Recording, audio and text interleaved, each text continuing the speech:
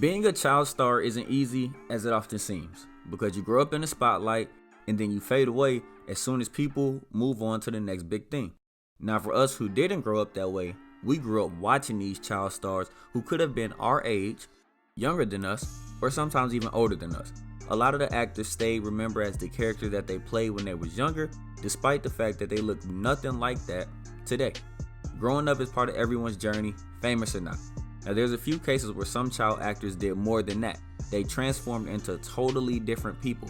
Even for us attempting to spot them in the public, a lot of times we see certain people in today's day that we didn't even know it was them in that particular movie or show. So today, we're going to take a look at a few of Hollywood stars you wouldn't recognize anymore.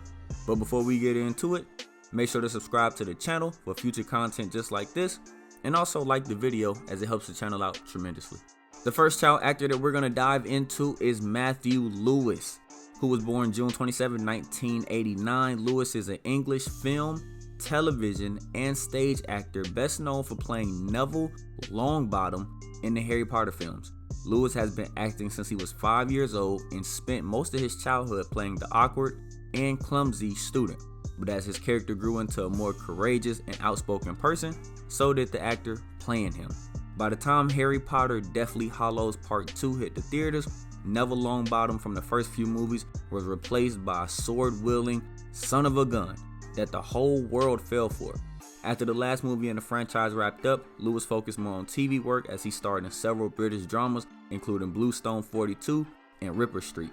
In 2017, Lewis, who is a personal friend of comedian Sal Vulcano, made an appearance on the show Impractical Jokers as himself, where he filled in the role for Sal in the episode Universal Appeal, which was shot at Universal Studios.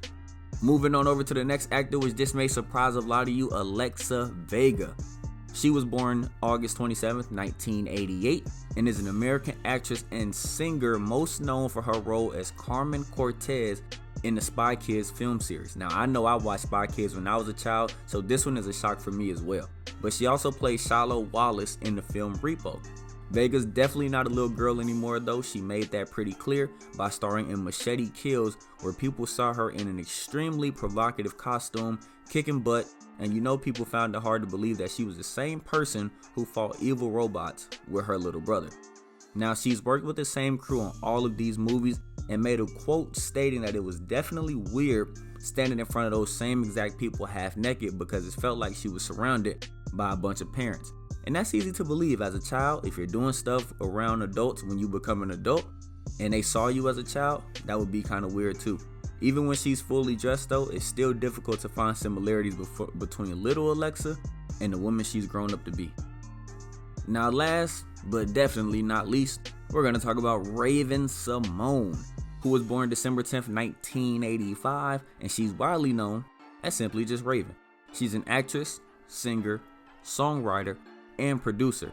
She began her career as a child actress appearing as Olivia Kendall on The Cosby Show, and Nicole Lee on Hanging Out with Mr. Cooper. Well, Hanging with Mr. Cooper. Then she went on to star as Raven Baxter on the Disney Channel series That's So Raven, which lasted from 2003 to 2007. Now after that series wrapped up in 2007, Raven tried to make a comeback with the show State of Georgia, but the ratings were way too low and the ABC family canceled her after only one season. Now she's known for trying different hairstyles and hair colors, and it becomes more difficult to spot her out every time she tries something new. The network tried to give her a comeback in 2017 with the show Raven's Home. People could hardly believe that she was the same person who waved them goodbye 10 years ago.